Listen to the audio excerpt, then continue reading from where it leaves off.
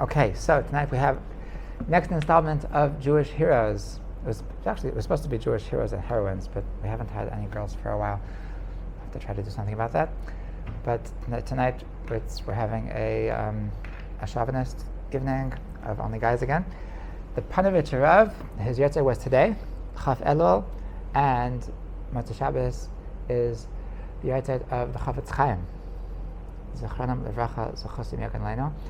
So, the truth is that both of these personalities, I feel so inadequate in giving a class about how great they are. There's so much that I'm not saying, and there's so much that I don't know, and there's so much that can't be explained, and these are just like really, really superhuman people that we're fortunate to know anything about them, and the people that were alive when they were alive, we're fortunate to have such people around, and they're just people that are just very, very inspiring. So, okay, I'll try. You could also come close. It's okay. So first we'll talk about the Ponevicher. Ponevicher, Ibn Yosef Shlomo Kahaneman, Zechron Levracha. So he passed away in 1969. He was born in 1888. So he was around for a while, and he was at the beginning of his life. He was in Lithuania, and the Ponevicher himself, which is in Belarus. Now it's called not Belarus. Now it's Radin is Belarus. Now it's called, I forgot, but it used to be Poland, but now it's not Poland or something like that. And so he was a Rav and a Rosh Yeshiva in Lithuania, and then before World War II, so he miraculously escaped the Holocaust. The reason why he was able to escape the Holocaust was because he was traveling in order to save people from the Holocaust, meaning that there was a decision made that he and another Rav should go to America. They got them American visas, passports. That they should go to America to ask Roosevelt to allow there to be 5,000 visas to allow people to escape. Now he was going with another Rav, with a Dvar what was his last name? He was the Rav of Kovna, and so what happened was that by the time he got to Italy, so the Dvar was too weak. He was too sick to continue, and so he decided that it's not worth it for him to go alone because it'd probably fail anyway. And so he decided not to do that.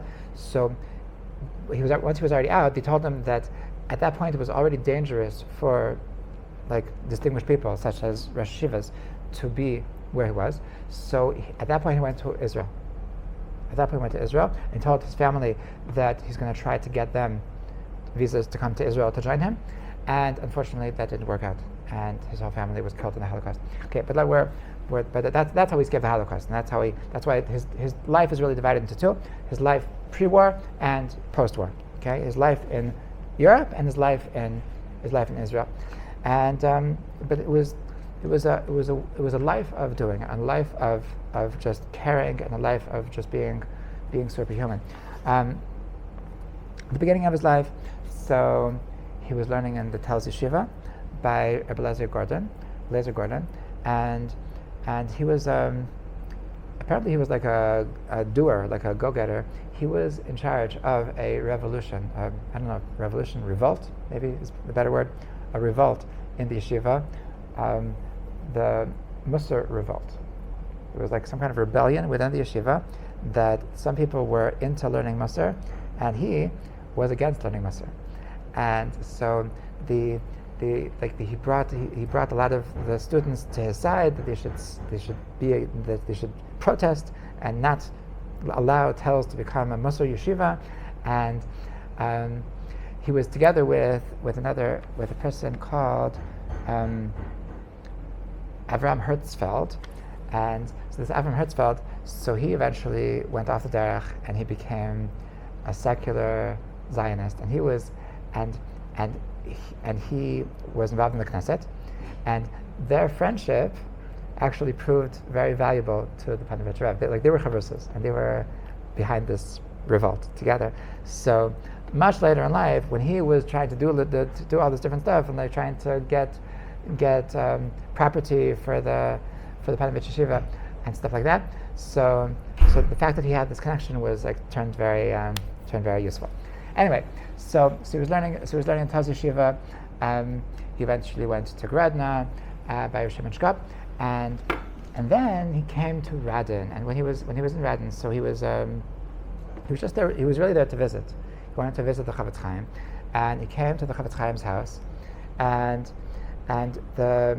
he said, so the Chafetz Chaim's wife answered the door, and so then he said, hi, I would like to speak to the Rav, and so then he said, okay, he'll be there momentarily, and then suddenly he heard this crazy scream, this cry, and he was all scared, and he asked the Rebbetzin, what's going on? We have to call the police.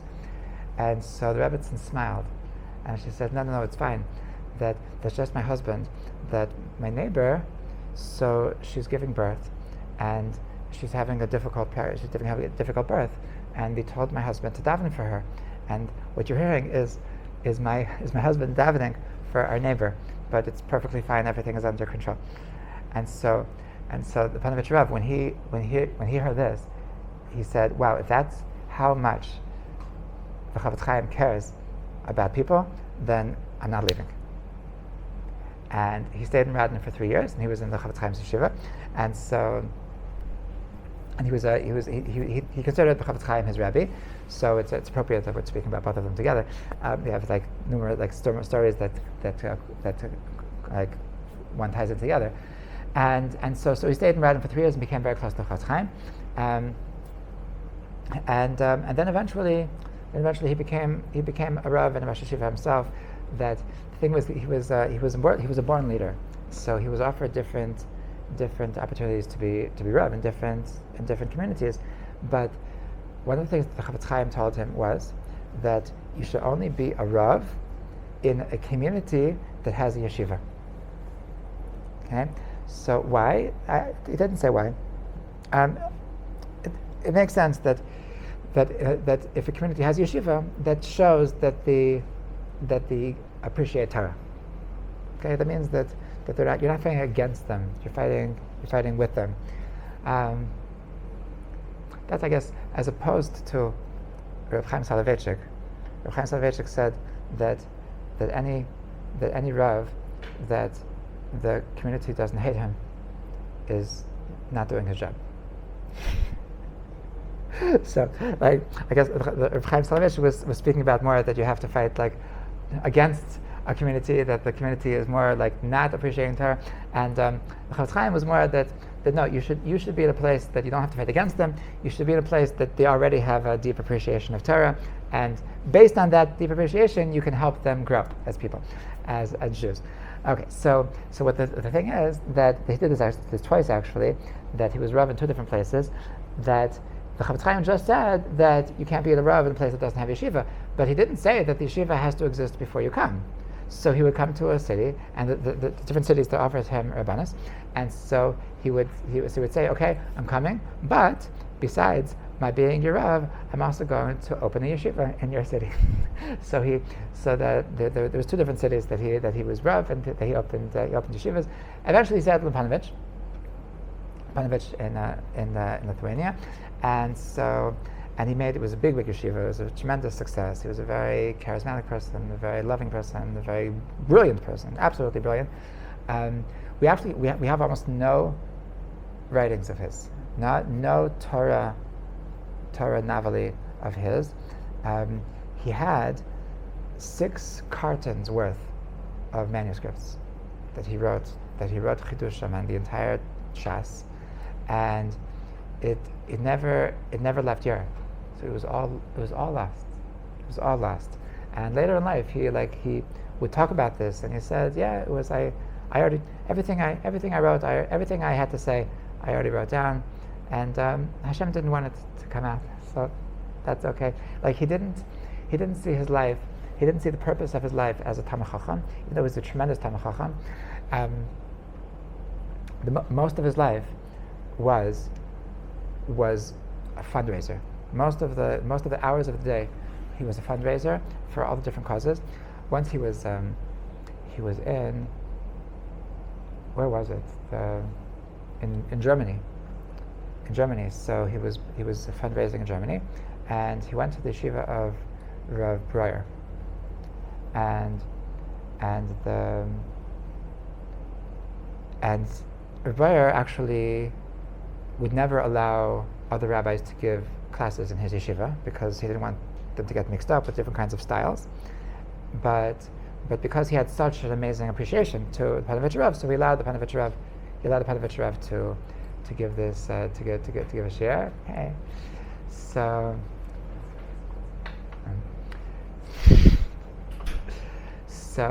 he gave so he came and he gave a share, and he said he was a very very humble person. So he said I don't want to give a class about what you're learning in the morning, but your primary learning, because the Rebbe, I'm sure, tells you everything you need to know about that. But what's your secondary learning? I'll give you a class about that. So the secondary learning that they were doing happened to be Tractate Eruvin, Maseches Eruvin, which is a very very complicated Gemara. It's one of the most difficult Gemaras to learn, and without any preparation. So the Ponevicher Rav got up and he said this long, complicated, deep shir on some topic at Maseches Eruvin, and the Rebbe was just so blown away that how could he possibly say such a it's the hardest Masechta, and he didn't even prepare, and he's such a genius. He was able to give such a class, and yet he spends his whole day fundraising. He's never learning. He's never teaching. It's just, and so this is actually based on a conversation that he had with the Chafetz Chaim, that the Chafetz Chaim once asked him that what's more important for a person to spend time and effort in perfecting themselves. Should I give preference to perfecting myself, or should I give preference to helping others, even though it's at the expense of my personal growth? So the Chafetz Chaim asked him this question, and he before he was able to answer, so the Chafetz Chaim answered himself, and he said, very simple, whatever Hashem gets more honor out of. Right? Meaning that first of all, there is no specific answer to this question, but when you're trying to answer this question, your thoughts shouldn't be selfish. Your thoughts shouldn't be what's better for me. Your thoughts should be what's better for Hashem. And this was clearly his guiding light through life, because he always put Klal Yisrael before himself, and that's why he was this whole life. His own yeshiva, he never, like Talmidim in Ponevicher yeshiva said that they never saw him, that he was always traveling, and when they're able to see him, they tried to have a conversation with him, but he was just so busy that he wasn't able to have nachas from his own students because he was so busy trying to save the world. So he certainly, this was his guiding light, that if my personal growth is not this focus, but the focus is how can I make Kvod Shemayim the most. This is by the way, this is as opposed to many, I don't know,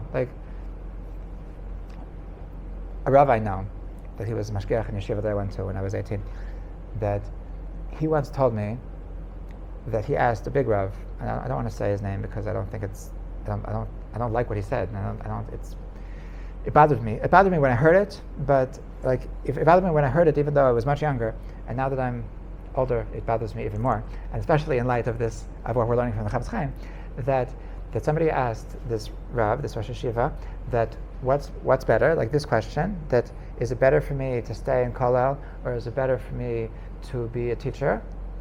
And this Rosh Hashiva said that whatever is best for your personal learning.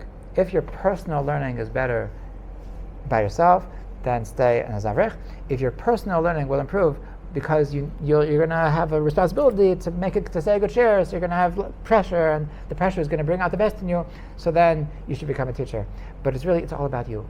It's all about your personal growth. It's all like the only reason to be a teacher is only because that's going to pressure me into making the best out of me. But really, it's all about you. And is working on yourself about working on yourself, and then if everybody is their best self, that brings a better world. If everyone can bring their best selves inwards, or I should say outwards, then there's a great world. Versus everybody focusing on everybody else, then there's no real self work. Don't you have to do self work before you can do outwork? I guess we could call it. I hear. Okay, it's very extreme. Like, if I would just ignore myself and say I can be just a nothing, and I'll just try to make everybody else a something, so then you're right.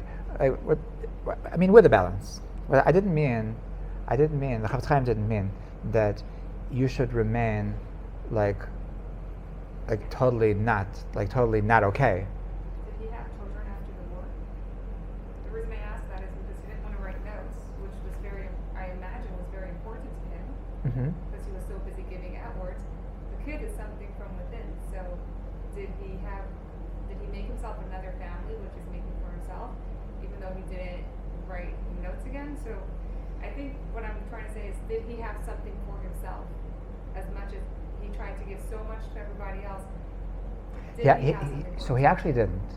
But I don't think that's. I don't know. The truth is that in what I researched about him, it never discussed why he didn't get married after the war. We've given classes about other tzaddikim that lost everything in the war and did rebuild the families. The Klosterberg Rebbe, the Satmar, the Baba Rebbe.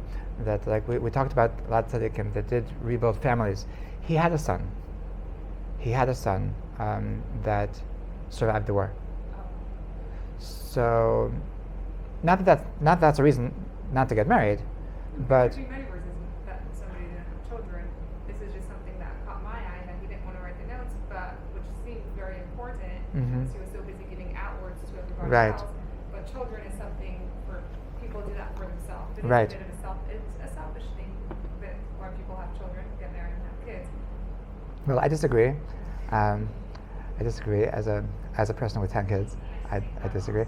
But I actually just gave a class about this in Neve, just today, about the mitzvah of having children, and we talked about the two different mentalities of why to have children. I talked about this Facebook group that I once saw called I Had Children and I Regret It, and it's a support group for parents that wish they didn't have children, and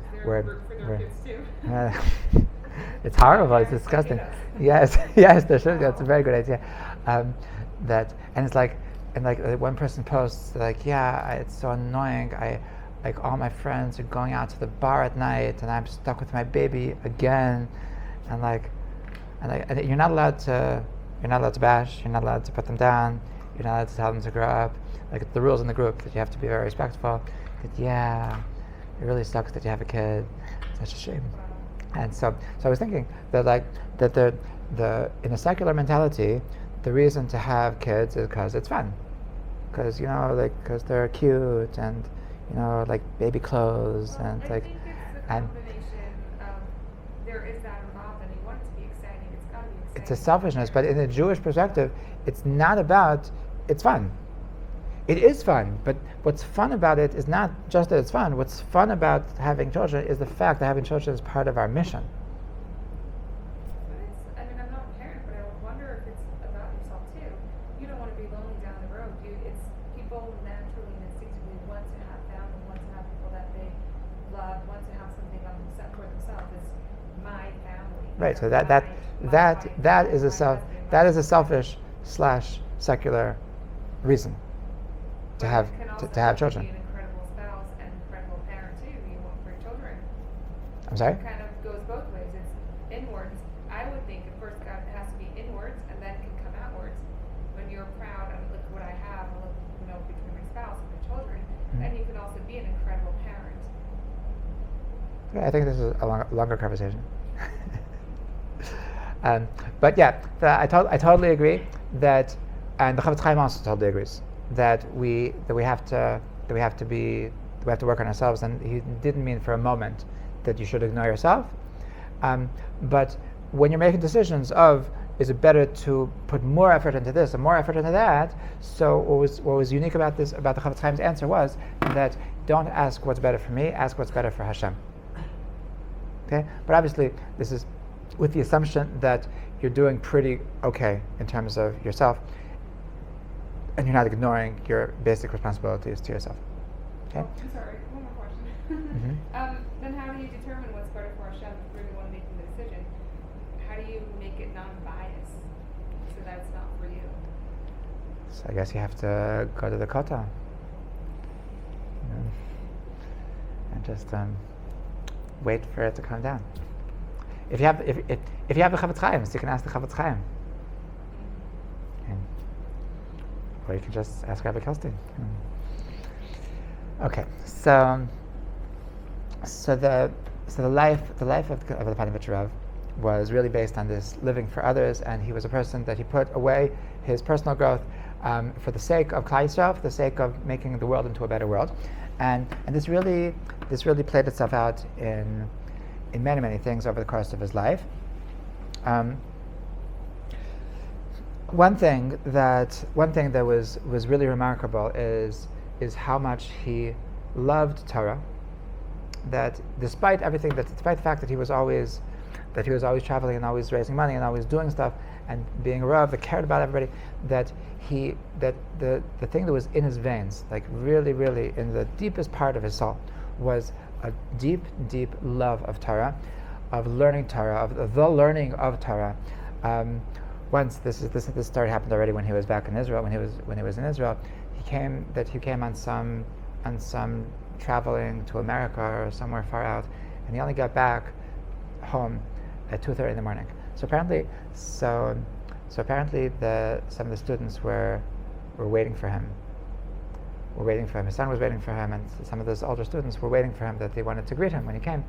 And so they came, and they gave him something to eat, and they're talking, and it's already like 3:30 in the morning, and so he says, okay, Rabbi, say, it sounds like he's like trying to like end the schmoozing and whatever, and so they were sure they were going to say, like, okay, Rabbi, say, it's late, we should go to sleep. So he says, okay, Rabbi, say, what do you say about, let's go to the yeshiva, let's go to the Beis Medrash, and I'll give you a shir. I've been away for 2 weeks. Like I haven't been able to teach Torah. Let's do that. That's what was on his mind at 4:00 in the morning, after not being in yeshiva for 2 weeks, after traveling. That what he was dying to do was to teach Torah. Right? It was like, reminds me of a story of Rabbi Yitzchak Berditchev, that Rabbi Yitzchak Berditchev once he showed up to some town, and before Yom Kippur, and it's a weird story. Like he stole the Amud. Like he came Yom Kippur, and he stole being chazan. Like he came to the chazan, and like everyone was scared of him. Like he can't, like there was something about him. He looked like he was like an angel. He looked like just they would, and like he started davening Maariv. He started like with the melody, and he didn't sleep the entire night. The entire night he was like saying Tehillim at the Amud, and then like until the morning. And in the morning he just kept on davening for the Amud, and he was the chazan for Shachar, chazan for Musaf, chazan for Mincha, chazan for Nil, and then after not stopping for a moment, after being on his feet and davening as chazan, and not sleeping a wink, and not for 25 hours straight. So he falls into the chair, and he says, I'm hungry. So they bring him something to eat, and he looks at the cake, and he says, no, I'm hungry for a Gemara Sukkah. He's bringing him a Gemara, and only after he's learning for 3 hours, he says, phew. After I was 25 hours without learning, I can't. So only after learning for 3 hours, then he was able to eat. So that's what the Ponevicher Rav was. That there was, like, after being away for 2 weeks, the only thing on his mind was, like, I feel so bad that I haven't had learning. Now at the end of his life, so he was he needed some surgery, and so he was in Manhattan for the surgery, and so one of his students asked him like, is everything okay? Are they treating you okay? Is like what's missing? What's lacking? What's lacking that I can bring you? And so it's a very, like, when I ask you, like, what's missing in your life, like it's a very deep question, you know, like what you're going to answer is really what's really close to your heart. And he said, you know what's really missing? It's really missing. I miss the sound of people learning Torah. So the student that was with him said, okay, we can take care of that. And he brought some yeshiva boy to come to learn next to the bed of the Ponevicher Rav, and like he was learning out loud with a melody, and you could see on the Ponevicher Rav's face like how this really brought life to him. And not only that, but physically, it improved even though the surgery was successful, but he was very, very weak. And just having this yeshiva boy learning next to his bed, it just brought him back to life. And like in a couple of days, he was already dismissed. He was already released from the hospital, and it really improved him. Also, there's a story from Israel that when his desire to make Torah in the world, he didn't feel that this is my yeshiva, Ponevicher yeshiva. So every summer he created. It's become a thing since he since he did this in the 50s, but it's become like a common thing. Like in Lakewood they do it, in other yeshivas they do it. He created this concept called Yarchei Kala. Okay, what's Yarchei Kala? Yarchei Kala is that he understood that not everybody can learn in yeshiva, but even people that are working and can't learn in yeshiva, that they should have 2 weeks a year that they can be yeshiva wise. So he had this that everybody come to Bnei Brak, and he had accommodations for them. He got apartments that people should come with their families, and he had good accommodations, and it should be pleasant, and that people should come that 2 weeks a year, and he gave classes there, and he brought amazing teachers, that there should be lots and lots of just inspiration, lots of good vibes, that everybody should have a part of Torah. That people shouldn't think that I'm an outsider, that for 2 weeks a year, I'm also a yeshiva boy. Okay, that I can also have a full immersive experience of Torah, and this is just, it's so beautiful that he insisted that Torah needs to be for everybody. It's not just for the elite. It's it sounds like a little Hasidish, like this, that was mamish like the Baal Shem Tov's dream of bringing Judaism to the masses. But he was saying to bring Torah to the masses, and you shouldn't feel that just because I work all day, so I can't have 2 weeks a year. It's not so hard. It's not so. And so he made this a thing. He created this concept of that the people to come in to Bnei Brak, and like I said, this is something that was copied over by many yeshivas, and his connection to Torah and his non-stopping to work hard and his relentless working hard for Torah. So he would say later in life that he learned this from his mother. That when he was a kid, when he was a kid, we're talking about the Ponevicher Rav. So there was his parents were very poor, and there was a school that nevertheless they insisted on paying, that they should be able to go to a cheder, to go to learn Torah. The thing was that it was horrible snow, and to travel in this snow, so you needed special boots. Okay, you can relate. So the thing is that they only had one pair of these special boots, and there were 6 of them. There were 6 of them that had to go to school. So in the winter, the Ponevicher Rav's mother would wake up at 5 in the morning.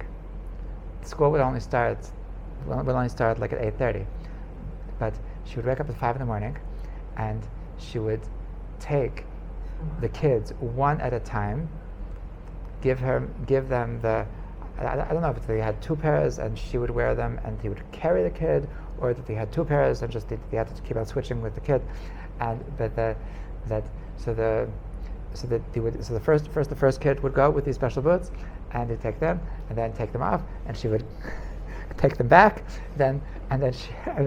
so she was walking from yeshiva from 5 in the morning until 8:30 in the morning, and he saw how much he saw how his mother was freezing. And she would do this every single day in the snow, and so after seeing how much his mother cared about his learning Torah, so he said it was just in his blood that how much nachas it brought his mother to see that her children are learning Torah every day, how much, and of course this is for the way back as well, and says how much she spent, how much she invested in the fact that they should be learning Torah. So that was like the best model for him to know how Torah is worth investing in and how important it is and how critical it is. Okay, so besides his being a Rosh Yeshiva and teaching Torah, and so he was also a person that cared about everybody and cared about like every element of people's lives, of the Jewish people's lives. During the war, so this is post. This is during World War I, post World War I. So there was these Pelagian camp. The Pelagian camp was that there was that people that they simply arrested them as being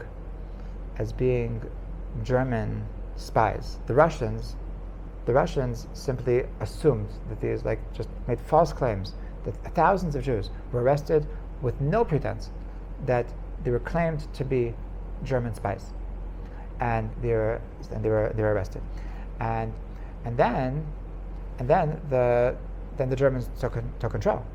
So when the Germans had control, so you would think that they were arrested for being Germans, right? So that they would, but no, the Germans didn't arrest them. The Germans, if anything, made it even worse. Okay, so he needed to do something. He needed Ponevicher saw that they had all these Jews that were arrested, their lives were in danger, and he was trying to figure out what can I do to save them. So he asked his friends. He asked two of his students to bring them these large amounts of money, and he decided that he's going to try to bribe the Germans to release these prisoners. And everybody told him that you're crazy. They're never going to release them.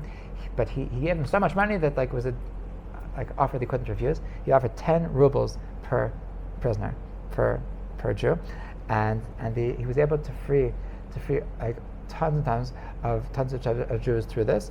Now the question, but everybody was crazy wondering, how did you get this money? How do you have so much money?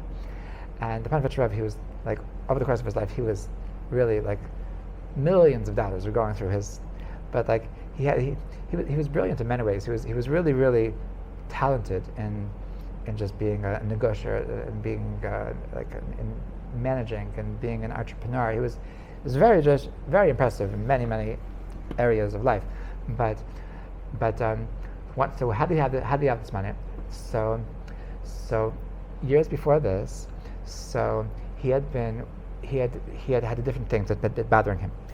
That it bothered him that there were people that after World War I, there were people that were displaced and were separated from their families, and it was really, really important to him to be able to get these people to go back to their families and to go over to get their families to come over the border, whatever, to cross the border. And so the only way the only way was to get some kind of ishur, to get some kind of okay from authorization from the field marshal, and so the German field marshal. And so everyone was telling him like he's gonna kill you, it's not gonna, but he was not afraid of anything. So he walked over to the field marshal, and he said, and like he said, like, I need, you're keeping people away from their families. What are you doing? And he said, sorry, what are you talking about? And like he was just so full of confidence that the German field marshal just said, okay, yes, I'll do it. And he was so impressed with him. They somehow forged a relationship, and they became good friends. He realized that he was very smart, and he would go to play chess with this German field marshal very, very often. And because he was such a genius, he was obviously very good at chess as well. There was a different Rav that was good. Rabbi Nachman would play chess. Rabbi Nachman would also play chess with the Maskilim in Ukraine. I don't remember who else. There's Rabbanim that they were into chess. Was Lubavitch Rebbe into chess? Yeah, no. So anyway, but he was good at chess, and I should ask you. Yeah, was that a thing? You know, idea? I'm sure if he played, he would be good at it, right? So, and so one day, so the field marshal said something about that he has this problem. He has this plight that he has all this. He has all this. These fields of lumber, these forests full of wood, of trees that he could really do so much with it. He can't figure out how to capitalize on this, and so the Ponevicher Rebbe said that like it's really a shame that this is a good opportunity, that if the right people know how to make the most of every situation, but you need the right connections. And then he thinks, I just might know exactly the person that for you. And so the field marshal's eyes started like being wide open, like, whoa, tell me how. And so he had two friends of his that were contractors, and he thought that they would be able to help them with this huge operation of shipping this wood from one place to the other and so he was able to make these connections for the German field marshal. And the field marshal was so impressed with him that he wrote a clause that the Ponevicher Rebbe should get this certain percentage. Okay, and so from this he had this passive income. He had this riches, like tens of thousands, hundreds of thousands of rubles that were just piling up. So now he asked that get all this money, and I'm going to use all this to ransom all of these prisoners. And that's what he did. And the people that he wasn't able to ransom, so he was able to hide them, to slip them out. He was very, very, very much involved and caring about saving Jews and saving people's lives, and to do whatever it takes. He wasn't scared of anybody. Now, when he got to Israel after the right before and during the Holocaust, so one of the first things he did was to build a orphanage. He actually called it. It's an interesting name. I didn't find anybody that speaks about this. He called his orphanage the Beit Avot. Beit Avot, which nowadays Beit Avot means an old age home, like for older people. But he was calling the orphanage a Beit Avot, meaning a place of parents, a place where you can have like these temporary parents. It's like he was trying to that they shouldn't be orphans. They should, like, Yasim means like that you're an orphan, you don't have parents, and he's creating a place that you have parents because you have people that do care about you. Like, just even the name is just very brilliant, and he built this orphanage, and he built it for the survivors of the Holocaust specifically. He was able to get a lot of people from, there was a special this famous thing called Yaldei Tehran, of these Holocaust survivors that went through Iran, and they were able to get to Israel through that, and he was able to get some of them, and he was like, he cared about them so much. He wanted to make sure that they had the best rooms, the best food, and somebody started talking to him about that, and like explained to him that you'll be able to cut costs if you tell the kids to pick it up from the caterer themselves, and like he looked at them and he said that I don't think you understand. This is not a operation. This is not a business. This is a home. I want these kids to feel that they are completely being taken care of. Don't my thoughts are not how can I save money. My thoughts are how can I make these kids feel loved.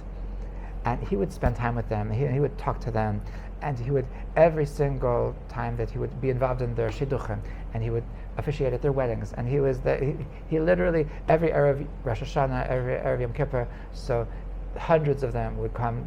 He would give them a blessing, like mamish, like a child, and he mamish felt like these are his children, and it's just like this.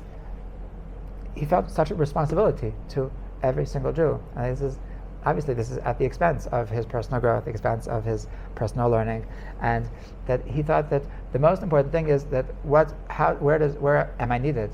And he was such an amazing person, such a heartful person, that he was able to find the place, that he was able to make a difference in thousands of lives. Funny story regarding this orphanage is that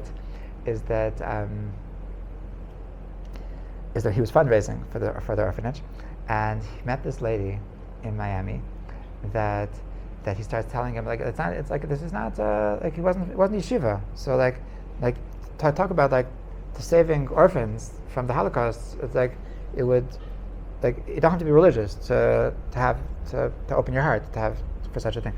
But there was this one lady that she said, Rabbi, it's very nice that you want to make an orphanage, but under no circumstances am I going to give my money, and you're going to take my money and give it to kids that are going to wear kippas and wear tzitzis, have payas, no, over my dead body. Like if it would be secular, so then I would give you $1 million. I don't know what I should say, a crazy amount of money. But under no circumstances is my money going to go for these kids that are going to be religious. So it's an interesting story. It's an interesting story, but it's a true story. And so he said, deal. You give me the money, and I promise you, I guarantee you on my word, that this money is not going to go to any kid that's going to wear a kippah or wear tzitzis. So she said, yeah, okay, I trust you. so what did he do? What? So he took his money, he opened up a girls' orphanage. So there's no kippahs in the second orphanage that he opened, and so no, I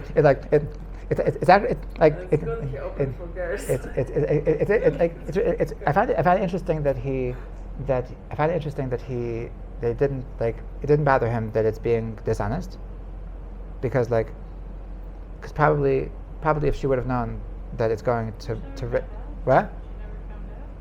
Probably not. I mean, it's honest, but it's not full truth. She could have, if she Right. wanted to, she could have made it really clear and asked for the women. It can't go towards whatever. Oh, She didn't. he didn't tell her it's going to women. That was just his. Right, That was but just I don't his. think he's dishonest. Yeah. I think So it's just not yeah. full truth, but not Mhm. not truth. I think that because he knew that really, if she would know what an opportunity she's giving up, she would, as long as I think like you're saying, that because he knows that he's really doing her a favor by allowing her to make such a difference in the world. So to lie is stealing, but not to tell the whole truth wouldn't be considered stealing, right? I mean, is it right for him to make decisions like that for her? I don't think she was lying. In my opinion, I don't think he was lying. But could he make a decision like that for her? Like, that's how he feels about it. Maybe some people are not. I mean, Oh, she was not willing to it's be true. It's vulnerable. true. She's not willing, but she's really wrong. She's really It's so. true. So that's what I'm saying. Whether That the kid wears a hat or not, the kid wants food to eat. right. So Sure. so yeah. I think it is appropriate to make decisions for somebody else if they're just being dumb. I mean, I don't think he Correct. But I don't think he had Agreed. the place to make the decision for her. In this case, it wasn't a lie, so it didn't like. It Okay. was kind of like, I think he was making a decision for her. He was making a decision that this is actually in her best interest, and he had the right to make that decision because he knew that he was right. Anyway, I think it's an interesting story. Now,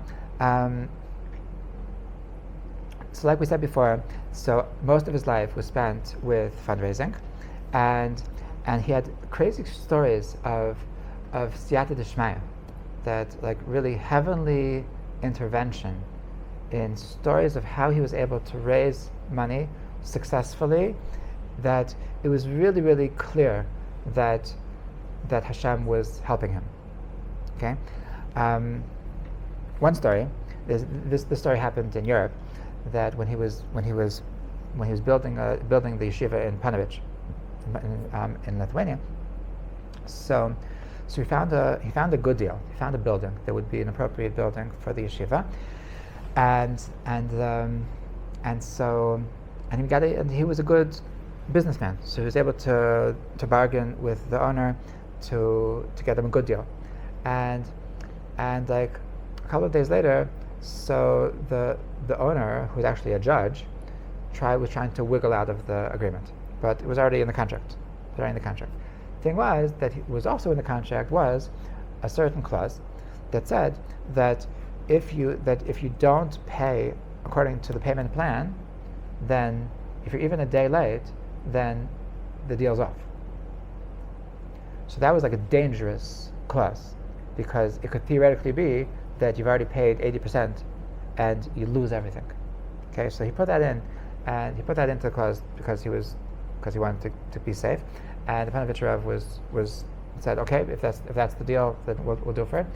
And so at the beginning it was going okay, but at some point in the payment, so there was the time for one of the payments, and he exhausted all of his resources. He didn't know how on earth am I going to get this money, and so he was like trying some last minute phone calls, and nothing was coming up, and he was really down. It was really like this. It was a huge loss for him, and he went over to his brother-in-law's house, and to tell him the story. And like he said, yeah, I think you really did everything.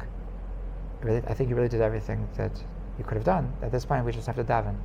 So they daven. They're saying Tehillim, and then an hour later, there's a knock on the door. And these two, the middle of the night, these two balabata knock on the door, and they said, hello, we heard that the Ponevicher Rebbe is here. We just made a shidduch, and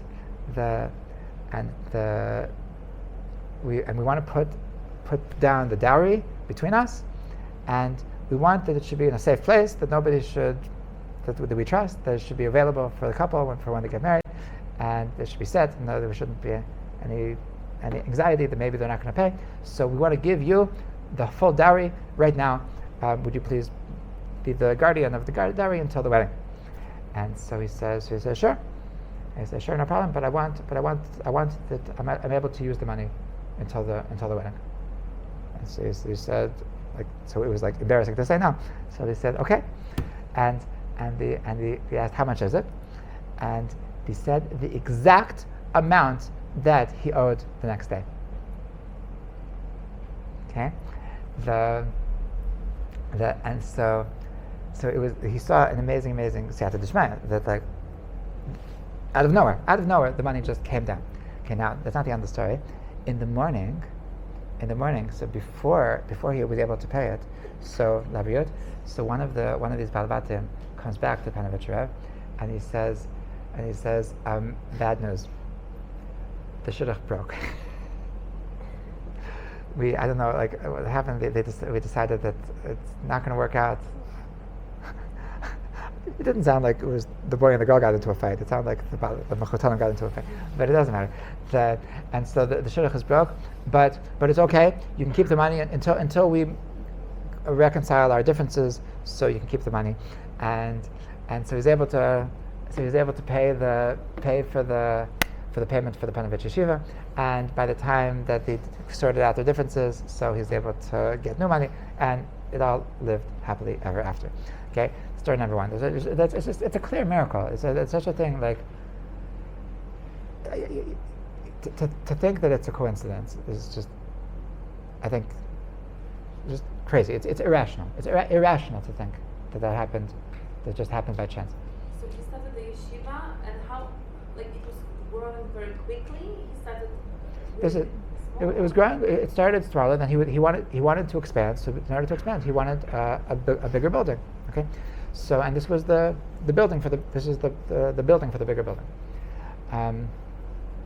Okay, so the second story happened in Germany, that Rabbi Yaakov Rosenheim, so he was a rabbi in Germany, and he helped out the Ponevicher Rav to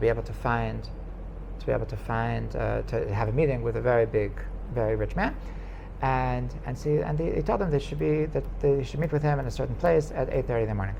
Okay, now the Ponevicher Rav, so he was so busy, and he was up very late, so he wanted to rest before the meeting, and this never happened, but he woke up late.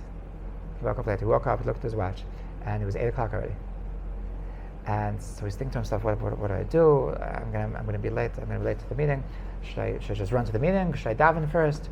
The meeting, it's so getting the money for the yeshiva is so important. I'm sure it's more important than davening, but he didn't feel comfortable with that. This voice inside of his heart told him that no, that's not right. You should daven first. And so he decided to daven first, and he's going to come late. He showed up half an hour late to the meeting. And he wasn't sure what's going to be. Did he run away? Is he still there? He comes to the appointed place, and no one's there. So he figures he lost his opportunity, and he's feeling a little bit down. He waits around. He doesn't know exactly what to do. Now, half an hour later, so the Gevir runs in, and he's panting, and he's saying, "Oh, Rabbi, I'm so sorry. This never happens, but I woke up late today, and I feel I'm so embarrassed that you were waiting for me. so embarrassed that you were waiting for me." So he ends up giving triple what he was planning on giving, and from that donation, he had everything he needs for 3 months of supporting the yeshiva. And it's just I think there's also he was sure that his sleeping late was going to be his downfall, and the truth is that Hashem caused him to be late. And it was just time after time. There's hundreds of such stories that just things just worked out perfectly, that Hashem wanted him to get the money that he needed. Okay, the last part. I see we're not even going to get to the Chafetz Chaim today, but the last thing I want to speak about is the building of the Ponevicher yeshiva in Israel,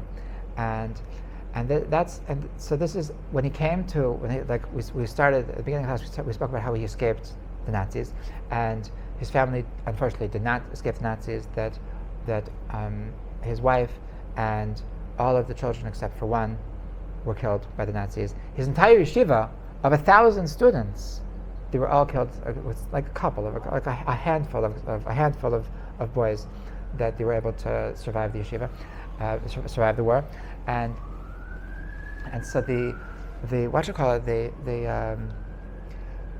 came after losing everything, and he wanted to rebuild. And so he came, and he came to Bnei Brak, and he wanted to build the yeshiva, and he looked, and he came with one of his friends, and they saw this hill, and he said, "This is a good place for yeshiva. I have to figure out how to buy this."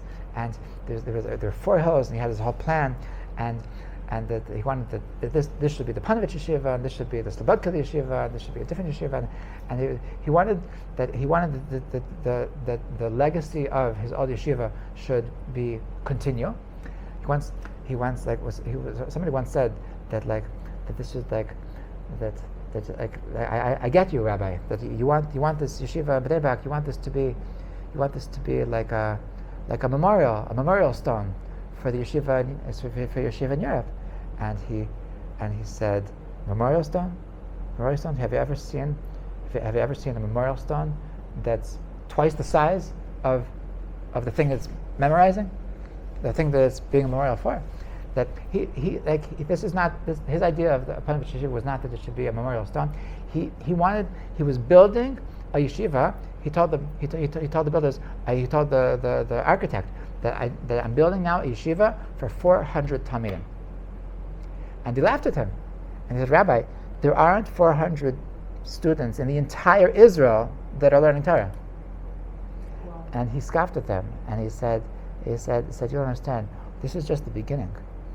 We're gonna outgrow this yeshiva, and we're gonna have to need a bigger base medrash. And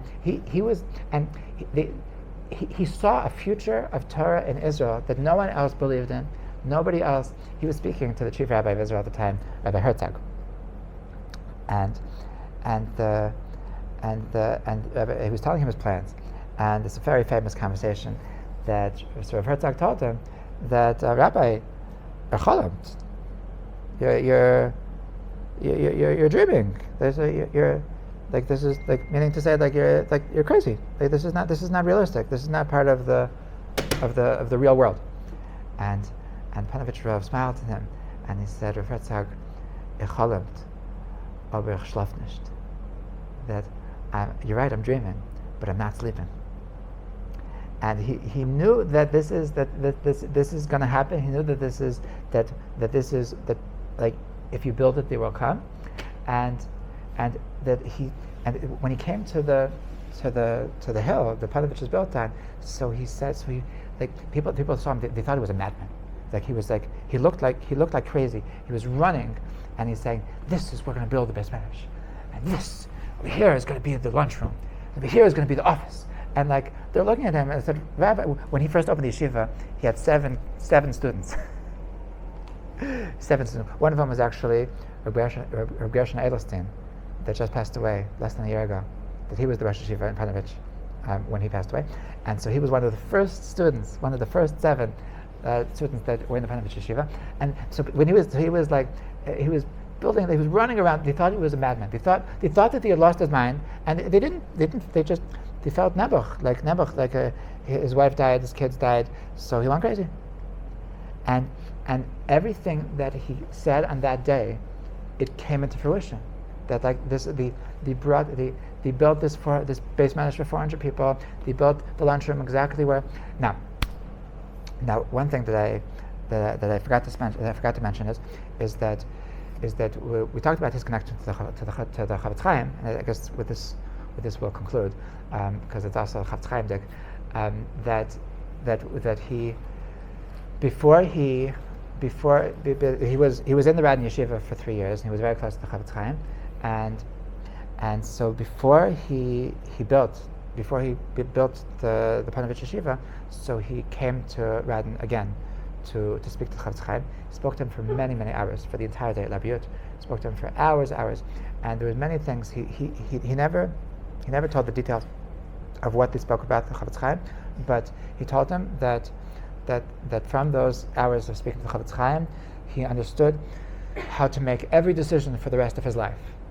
Okay? It was from the Chafetz Chaim foresaw that, and one of the things that the Chafetz Chaim told the Ponevicher Rav in this secret meeting was that I want you to know that there's going to be another war. That in comparison to this war, the Great War, that's what they called World War I. So before World War II, it was called the Great War, right? Because they couldn't call it World War I because they didn't know there was going to be a II, right? So that the Great War is going to be like child's play in comparison to this war that's going to happen. It'll be like child's play. It'll be like a game. There's going to be a war that's going to be so horrible that World War I is going to be the Great War is going to be like a game in comparison.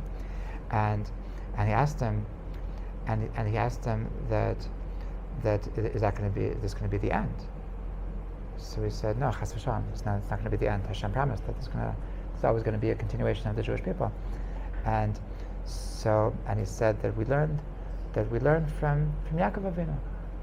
We learned from Yaakov Avinu. Yaakov Avinu, before his fight with Esav, so he says that you have to have two camps. You have to have two camps. That if one camp gets hurt, so the other camp gets saved. And the Chafetz Chaim continued that, and the camp that's going to be saved is in Eretz Yisrael. And he wrote and he quoted the pasuk that it's slipping my mind. I should have written it down. That I was so sure that I would remember the pasuk that I didn't even bother to write it down. That it says that he quoted the pasuk in Navi that says Uvehar Tzion Tiheh Pleita v'Haya Kodesh. Someone could look it up. I'm saying it wrong. That Uvehar Tzion Tiheh Pleita, that and the Mount of Zion in Israel, there's going to be a salvation, and it will be holy. That was the words of the Chafetz Chaim, and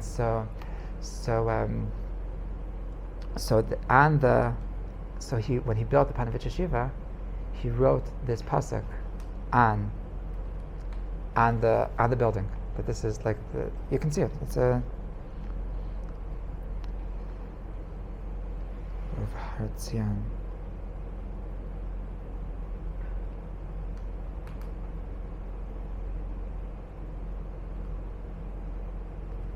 Uvehar Tzion Tiheh Pleita v'Haya Kodesh.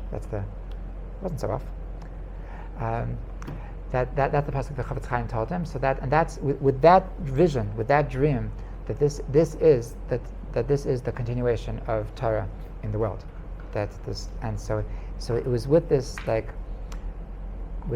mission that he felt that he was coming to Israel, and from then, so he no longer was involved in being a rav. He was no longer being involved in. He was like just saving Torah, obviously building this orphanage, but one of the things that was closest to his heart was that there should be a continuation of Torah, and so I feel bad that we didn't get to Chafetz Chaim, but this is one of the tiny things about the Chafetz Chaim, that he had Ruach HaKodesh, that he was literally foresaw this, and okay, we have to find at some point we have to have a class about the Chafetz Chaim, because maybe at the beginning of next class we'll do it. But the Ponevicher Rav, that it's very inspiring, that how much he cared, how much he put everybody before him, how much he really wanted everybody to feel special. I'll end up with one last anecdote. Once he was in Jerusalem, and he was staying for Shabbos in the Reich Hotel, and there was this yeshiva boy that was just by himself, like this younger boy. There was a yeshiva boy and he asked him, "What are you doing?" And so he got out of him that he was a Holocaust survivor, this boy, and he had Baruch Hashem gotten engaged, but he wasn't in the mood for like all the fanfare of being a chassan, so he wanted to just have time, just alone time. So he went to Jerusalem so they were like interrogating him more, and he said, "What are you saying, that right now it's your ofruf?" So he said, "Well, yeah, right now it's my ofruf. We're getting married next week, so now it's my ofruf." So say no more. So the next morning, the Ponevicher Rav was with another Rosh Yeshiva, Reuven Katz was the Rosh Yeshiva in Petach Tikva. They happened to be staying together in Jerusalem, and so the next morning, so they knocked on the boy's door, and they said, "We're walking you," like there's the thing, like to walk a chassan, and like the la la la la la. We're gonna be your entourage to bring you to show to them. He said, "No, please don't." And he said, and they said, "No, we're not taking no for an answer. You're a chassan. We need you to feel happy." And so he said, "No, but I'm not even davening here. I'm going to Bayit V'Gan with like a half an hour walk." I said, "No problem. We're taking you." And so they took him arm in arm. The Reuven Katz and and the Ponevicher Rebbe. So they walked a half an hour to take this anonymous chassan that he should feel like he's cared about, like that he should feel like he's also deserves to have a regular offer like everybody else. And this is just like a small story that how much he cared about every Jew, and how he really, like, in every decision that he made. So like the advice of the Chafetz Chaim that the thing that your guiding light should always just be how is Hashem going to have more honor? How is Hashem going to have more kavod? And so this is we're very fortunate to have such amazing role models, and we should be zeichet a little bit to be inspired, and that his legacy should live on. B'ezrat Hashem. Chaim.